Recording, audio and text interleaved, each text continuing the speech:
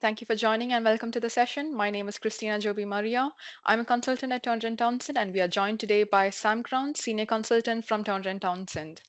This is a retrofit information support and expertise event, which is fully funded by the Department of Energy Security and Net Zero and delivered by Turner& Townsend. Thank you everyone again for joining, and I will now hand over to Sam to start today's session. Thank you very much, Christina. Hi, everybody. Thank you for joining. My name's Sam Grounds. I'm a senior consultant at Turner & Townsend, and I work on the Retrofit Information Support and Expertise program, so helping grant recipients with their funding schemes for Social Housing Fund. So today I'm going to talk a little bit about what you can do to get ready for delivering your phase requests and submitting phase requests as part of SHF. So I'll just run through a very quick agenda just to flag some of the things that we're going to cover today. I'm going to start with a bit of background on the phase request process. So phase requests are new for the Warm Homes Social Housing Fund scheme. So it's a new process, and I'm just going to talk a little bit about some of the background and some of the reasoning behind it, and what it's allowing grant recipients to do as they approach delivery. We're also going to talk about what the approach looks like, so how it works. We're going to cover some of the key policy reminders to bear in mind as you're putting together your phase requests. We're going to go through the phase request form, so some of those key areas. So we've got, the sections on the declarations and the self-assessment, the section on baselining homes and costs, grant drawdown, and then stock conditions and measures. We're going to talk a little bit about the assessment process, so kind of the way that it moves back and forth between yourselves, RISE, and the department, and how quickly you can expect to get a decision based on various different factors. And then we're going to talk about interaction with the payment drawdown process, so how that all fits together, and how you can start working towards your funding drawdown. So to get straight into it, I'm just going to talk a little bit about the background of phase requests. So as I said, it is a new process for the Social Housing Fund. I just want to talk about, the kind of the justification behind using it, the motivation behind bringing in this new process. So as I said, Social Housing Fund introduced a new application process, which is to do with phase requests. This has kind of been designed to allow a little bit more flexibility and agility for grant recipients, so that they can start to kind of submit homes in a phased approach. The idea behind this is to kind of make it a little bit easier, make it a little bit more agile, but also to ensure that there are still appropriate levels of oversight, but that's considerate of the gradual way in which delivery progresses in practice. So if you've delivered retrofit programs before, you know that it's not necessarily kind of all in one and everything always goes to plan. So these phase request processes have been introduced to kind of reflect the gradual way that delivery progresses in reality. So this phasing approach enables DESNZ to issue formal grant offers based on a minimum standard applications. So it actually it acts as a way to submit property data in a more agile way. It allows grant recipients to secure funding commitments kind of year on year without having to provide that detailed data, for example, the total number of measures or the total cost per measure type. So it's much more flexible. And it basically, it allows grant recipients to get their retrofit assessments and tenant sign-up, done prior to setting their baselines and then releasing capital fund. And the idea is that this reduces the need for change requests further down the line, because you're kind of doing things as it happens. So key points to consider is that there is one form or submission per phase. So you'll have one submission for each phase that you plan to do across your project. It sets forecasts after retrofit assessment and tenant sign-ups, so it can be a little bit more reliable and a bit more reflective of reality. It allows you to confirm the energy efficiency condition of properties before you start. So you kind of do all that initial retrofit work before you actually submit the phase, and it kind of sets you up. It allows you to provide more detailed baselines to monitor the project against. It confirms costs once your commercial agreements have been signed, and it unlocks your ability to draw down grant funding for that specific phase. So it's designed to be a bit easier to plan when you need to draw down funding to deliver within that phase. So this is how the approach works for your phase requests. So it goes through kind of four main phases, or four main kind of steps. So the first is guidance, then we have submission, evaluation, notification, and then delivery. And I'll talk through some of those in a bit more detail. So in terms of guidance, grant recipients will have been issued a guidance pack by the department. It's then your responsibility to review this guidance and send any clarification questions to the department. There is also resources like webinars and Q&A sessions that you can attend and take part in order to, ask questions or query anything to do with the guidance and to learn more about the process and why it's been put in place. It's then the department's responsibility to collate these FAQs and provide responses and deal with issues that grant recipients have. And that's kind of to set everybody up. Everybody understands exactly what the process means, what it's designed for. And then we move into submissions. So this is where you start to interact with your actual phasing or submission of your phase requests. So it's the responsibility of RISE to support grant recipients initially to develop quality phase requests. So we can provide support around how to put it together, what kind of information you need to provide, how you can deal with the different questions that it asks you in the phase request form. And we'll go through that in a bit more detail in a few slides. We'll notify you of the receipt of that phase request, and then it's our job to kind of review. So it's a bit of an iterative, collaborative process between us and with the grant recipient. So we do checks that the form's complete, everything makes sense, it's realistic and it's reasonable, and that you've not kind of had any glaring errors. We provide that feedback to you so that you can go away and make improvements or make changes where needed. You then adjust that draft if required, and then you submit that phase request for evaluation.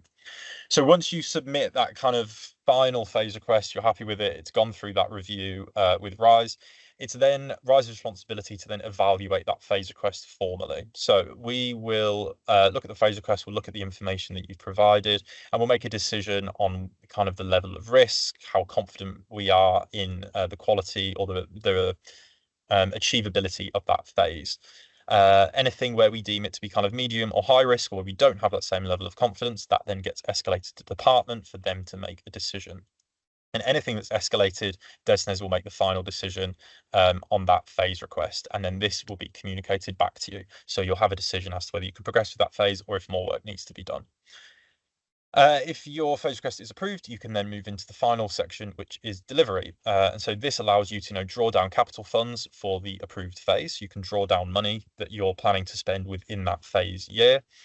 You deliver that approved phase as per your agreed plans. So, you'll say when you plan to draw down, you'll say when you plan to deliver homes, how many homes, etc.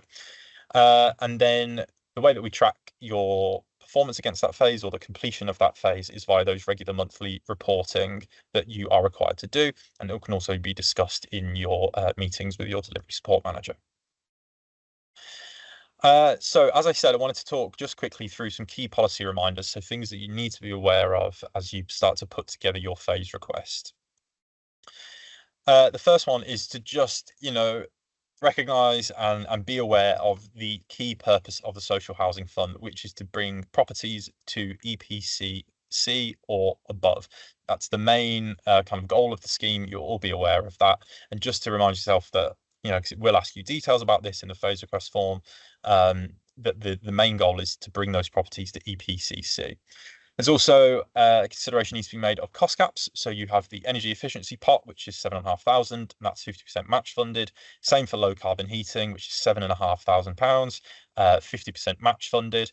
And then you have the £20 on gas low carbon heating incentive, which needs to be a maximum 10% of all households. This is all stuff that you'll be familiar with from the delivery guidance. Just a reminder as well on A&A. It cannot be more than 15% of the total project spend. So that's your grant funding and your co-funding, including both capital costs for retrofit works and A&A costs. So the total cost of the entire project, you cannot have an A&A allocation that exceeds 15% of that total cost. This is where the phase request process is slightly different and allows a bit more flexibility as well, because you are not required to meet policy thresholds in any one phase. So, for example, that 50% A&A or homes that you decide to include, it doesn't need to necessarily meet the overall scheme policy thresholds in that phase, but over all phases, so throughout your delivery, you will be required to meet those thresholds. So that means that if we're doing a review of a phase request or something and there are significant breaches, that is going to require additional scrutiny from us and from the department, and you can expect to be kind of queried on that. So just to bear that in mind. And then again, just at number 5, to reiterate that all of those thresholds must be met by project closure, but within phases, you have a little bit more within and between phases, you have a little bit more flexibility.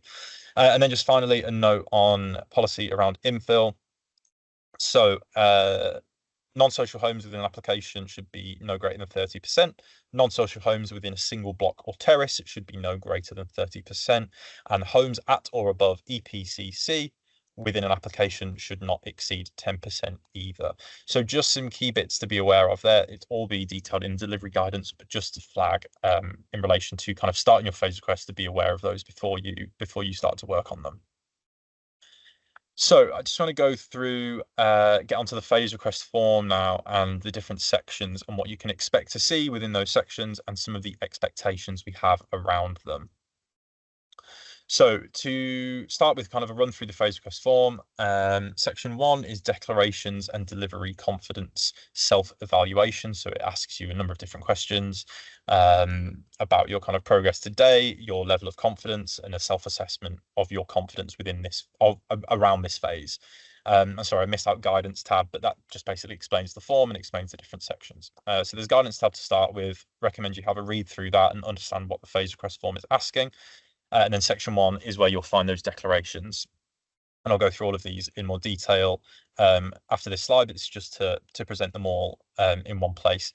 Section 2 is baseline homes and costs. So you talk about how many homes in the phase, how many phases there are going to be, when they're going to be submitted, things like that. Section 3 is spend and grant drawdown. So how much drawdown you're anticipating within each phase and when. And then section 4 is stock conditions and measures. So this is where you can provide detail like the number of homes within different starting EPCs, the number of homes within different finishing EPCs, what measures you're doing, how many of those measures you're doing. And then there is also a section 5, which is approvals, and that's kind of the assessment section for the department and for RISE. So that doesn't need to be completed by grant recipients. It's just sections 1 through 4. So like I said, phase requests need to be submitted to RISE, and we'll do the review, and then if they need to be escalated to DESNZ, they will be, and you will be informed of the outcome of that. So the key areas of that phase request form in a little bit more detail. So I mentioned the declaration and DCA self-assessment. So this is what you'll find in your phase request form, and it just asks you a number of questions and whether those questions are yes or no or not applicable. So the ones on the left is what you'll see in the phase request form, and then the column on the right is our suggestion or our recommendations or discussion around what you might need to include as justification. So the way you'll see it presented is that you'll have the questions in the left down the side. Down the middle, you'll see a space for your response, so the yes, no, or not applicable. And then also on the right will be option for you to provide reasoning. So the first one is, I confirm that all homes included in this phase are suitable for retrofit and have secured 100% resident sign up. So if you mark no here, you need to include a justification as to why this is not the case, as well as the true percentage of resident sign-ups. So what you want to include here is a bit of narrative about how you obtained the sign-ups. Also useful if your tenant sign-ups are higher than retrofit assessments, and how this was achieved. So just a little bit of narrative around that, particularly if you are marking no, where you need to provide a justification. The second one is, I confirm that all homes in this phase are ready for installations to start and have completed retrofit assessments and have a confirmed EPC rating. So here, again, if you mark no, you need to provide a justification as to why. And we'd also recommend you provide some kind of narrative or justification if fewer than 90% of those homes confirmed as suitable, or fewer than 70% of flats in included blocks with no clear reasoning will be RAG rated red, and then fewer than 50% overall will be returned. So just to be kind of really aware of that as you're kind of answering that question or that declaration. The third one is, this phase request matches my phase request baseline previously submitted and outlined in the GFA. So there's actually an option here If it doesn't match, that's because you can use this first phase request to reset some of those baselines. So this is only for the first phase request because you can provide detail of when the other ones will come through, and this means that you can reset that baseline without requiring a change request further down the line. So if it doesn't, you can again provide some justification as to that, and you can detail if those baselines have changed. The fourth one is all measure types included in this phase, outlined in section 4, stock and measures are compliant with the eligible measures in wave 3 scheme guidance. So this is just to note that all measures must be eligible, and for the DSM to work with the GR or work with yourselves to swap out any ineligible measures before that phase request can be considered. So if you've got ineligible measures in there, that will be most likely flagged by RISE or by the department, and you'll need to swap those out before the phase request can be considered.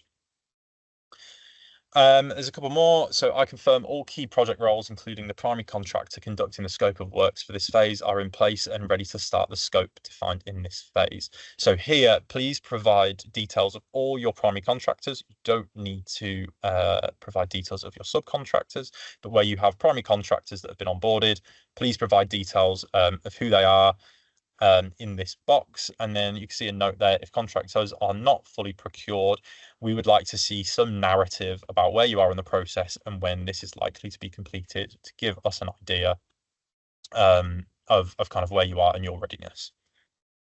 The next one is: I've received a designated countersigned copy of my GFA, and the FRA and FMP have been updated based on this phase request where necessary. So here we're just looking for confirmation that your fraud risk assessment and fraud management plan have been submitted and reviewed, and they must be reviewed prior to the assessment approval, but should not stop you drafting your phase request. So you do need to work to countersign the GFA, that's important, and then also updating your FRA and FMP, and it's enough here to just confirm yes, this has been done.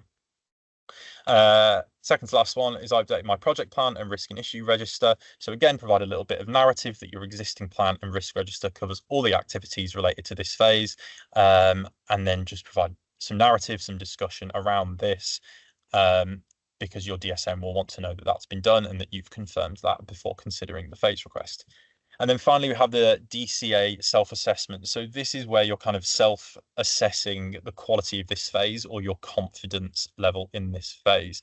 So, high confidence would be grounded in things like number of homes, amount of simple versus complex to install measures, how many resident signups you've got, the starting EPCs, finishing EPCs, etc., and any additional factors. So if you're really spread over a large geographical area, or you've got lots of different archetypes, anything like that, where it's kind of makes the phase seem more risky, you'll be expected to consider all those things and provide an accurate and honest self-assessment of the phase. And that's really helpful for RISE to provide the review, and also for the department. The next section is baseline homes and costs. So what we're expecting here is to understand your approach to project phasing. So there are, phase numbers 1, 1, 2, 3, etc., etc. When you expect to submit those phases, when you expect to start them and finish them, and how many homes are included in that phase. So this should cover all proposed phases and align with details provided in the declaration tab. Then have a section for KPI update for the project so far. So this is where you'll be asked about total number of homes with installs in progress, completed, lodged, etc. So in relation to like KPIs 3, 4, and 5 predominantly. It's expected that this is 0 for the first phase request, unless you have kind of already started works with co-funding before this phase request has taken place, in which case you might find that some installations have started, for example. But if that's all 0, that's also absolutely fine. You're then expected to provide details of how many homes are in this phase, so the total number expected to be upgraded within this particular phase, the number of homes accessing the low carbon heat incentive, and then the number of the off-gas grid low carbon heat uplift, how many homes are accessing that, and how many homes are accessing the on-gas grid LCH incentive, and then that will give us the total number of homes in the phase, including the total number of LCH homes in the phase. We then have phase costs. So you talk about for your phases, your costs, your kind of grant funded capital costs for different financial years, the grant funded A&A costs, the co-funded capital costs, and the co-funded A&A costs. So this is basically to check if you're on track to meet or at risk of exceeding any of your baseline funding figures. So you're providing all the information about the cost of the phase in relation to grant funding and then also co-funding, including capital and A&A. And then you have LCH homes, so just further details on your low carbon heat homes. And it's for us to check that the grant aligns with cost caps and that costs represent value for money. So as I said, if there are kind of glaring errors or anything seems way over or way under, that's the kind of thing that will be flagged at this stage. The next section is on grant drawdowns. So this is a fairly simple section. It is basically where you outline when you believe you are going to submit your drawdown request. So just to note, this is not when you are planning to receive the money, but this is when you are planning to actually submit the drawdown. So it's really important to note with regards to phase requests that it's all very specific between financial years. So the top point there is that payments cannot be made in the next financial year for spend incurred in the previous financial year. So if you incur spend, for example, in financial year 25-26, those incurred costs must be paid out within financial year 25-26. You cannot move funding between financial years. So when you're putting together this section around grant drawdown, just kind of be conscious of that, that you can't move funding between financial years. So any costs incurred in that financial year also need to be spent in that financial year, which means you need to ensure drawdown happens in a timely fashion, ready for the end of that financial year. And there's a kind of timeline for drawdown requests. So that means you submit drawdown request in month 1. It's considered and requested within finance in month 2 and then paid in month 3. So as an example, you need to submit your drawdown. When you submit your drawdown request in January, for example, that's month 1. February is month 2, and then that means you will receive that funding in March. So please just be aware, because of that 3-month timeline, month 1 to month 3, when you actually receive the money, you need to be making sure that your final drawdown is happening in good time for the end of that financial year. Because again, any spend incurred in that financial year also needs to be paid out in that financial year. So if you're requesting, if you submit a drawdown request in February, you then won't receive that money until April, by which point you've missed the end of the financial year. And within this, you're just to note that your grant drawdown should match total grant funding figures in the baselines table C. No drawdowns are listed in the wrong financial year, and that drawdowns do not exceed financial year and or total project balances.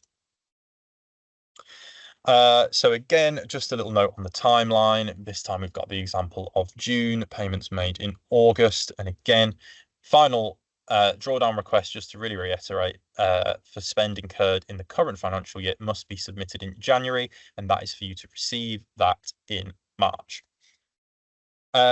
So the next stage is stock conditions and measures, and this is another section, or the final section rather, in the phase request form. So this is where you're required to provide information about the stock that you are planning to retrofit within this phase and the measures that you are planning to install. So you will be asked for both starting and ending EPCs.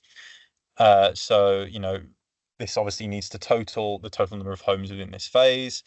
And just a note to say that any properties that start at EPC C or above, so EPC A, B, or C, starting, you need to provide a clear justification for their inclusion, because remember, as we said at the start, the whole point of the funding scheme is to get properties to EPCC. So just be prepared. If you do have some homes that are starting at EPCC, you need to be prepared to justify that. And there is a really clear box that says if you've included any homes that start at EPCC plus, this is where you need to provide a justification that they are permitted in line with the policy. And then again, ending EPCC. Homes should be ending at EPCC where possible. Sometimes there are homes that potentially reach B or A, and if this is the case, you will need to provide a justification where there are a significant number of homes ending at EPC B or A. Again, non-social homes need to be covered here and provide a clear justification for their inclusion if they are included. And then finally, you are required to provide details of the measure type. So all measures must be eligible, i.e. PAS 2035 compliant. And then we would also have a consideration of whether measure numbers make sense when comparing with phase start dates. So do you have enough time to do all of this, considering when the phase starts and when the phase ends? So there's a list of measure types all out there. You have the kind of classic ones, so like EWI, CWI, insulation, draft proofing, ASHP, GSHP, solar, retention store, high heat retention, storage heaters, double glazing, ventilation, all those kind of classic ones. And then you also have space for any others where you can provide text to specify what those are. It'll ask you how many homes are what number of those installations will be taking place, the cost to install those measures, and then the total cost. And you will need to provide that across all measures that you plan to input as part of this phase. And then finally, we have the kind of assessment response time. So I mentioned this at the start just to talk about how it all sort of fits together. So essentially, phase requests are assessed as green, low risk, amber, green, medium risk, amber, high risk, or red, which is significantly high risk. So green, where there are no known or minimal risk is evident. It's mainly around the data provided by the GR or in the declaration, so where we feel that it's realistic and it's achievable. And you can expect to turn around within 7 working days. Amber green is more medium risk, and this is assessed by us. And it's around the data that's being provided and the declarations. And this is particularly where there is no accompanying project change request. And you can expect amber greens to be turned around within 12 working days. And then amber is high risk, which you can expect a turnaround within 12 working days. Again, this is where we assess medium impact risk is evident. And then finally, and that's 12 working days, sorry, and that is led by DESNES. And then red is significantly high risk projects, so those ones that need to be escalated to DESNES, and that also potentially have a medium or high accompanying PCR, and you can expect a turnaround of 17 working days. There is also some additional considerations if you have a PCR that accompanies the phase request. So if it's after the 11th working day of the month, you can expect to see that 17 days from the first working day of the following month. So if you are submitting a phase request that's accompanied by a project change request at this stage, please just be aware that you will have an extended timeline within which to expect a turnaround. So that's if you have a PCR that accompanies the phase request and it's submitted after the 11th working day of the month, you then wait till the first, and then the timeline of those 17 days starts from that first of the month. So you could potentially have a bit of a longer turnaround period. So just please bear that in mind. And then finally, just to finish on the interaction with payment drawdown. So you might be aware that prior to submitting the first phase request, you can draw down 20% of total grant funding. This needs to comprise of 15% A&A funding and 5% capital funding. So this allows you to kind of make a start on your project before the phase request has been submitted. And I mentioned earlier that in some cases, you might be reporting numbers against those KPIs. And that would be where you've maybe already started to use some of this funding and you've already started early. If you have done this, you will then need to have subsequent phase requests approved to draw down further capital funding for each phase. And then just a note on timelines around drawdowns, you can draw down as often as once a month, and the department recommend that you draw down at least quarterly. So again, when you're producing that phase request and you're kind of detailing when you're going to be putting drawdown requests in, just bear that in mind that it's as often as once a month, but the department would like to see that happen at least quarterly. So bear that in mind when planning for drawdowns. And that's the end of the run through on the phase request process. I hope that was useful and provided some context and some information and just a bit of a talk through of what you can expect. Just to finish off, I just want to run through some of the resources that might be useful for you. So as always, the SHF Wave 3 guidance talks through all of this stuff. That's where you can find some of these really key policy rules, that you need to bear in mind. You can understand more of the context around phase requests and why they've been designed in this way. So please do engage with the guidance and look for answers to questions there, as well as talking to DSMs, etc. And I will finish up there, and thank you very much for listening.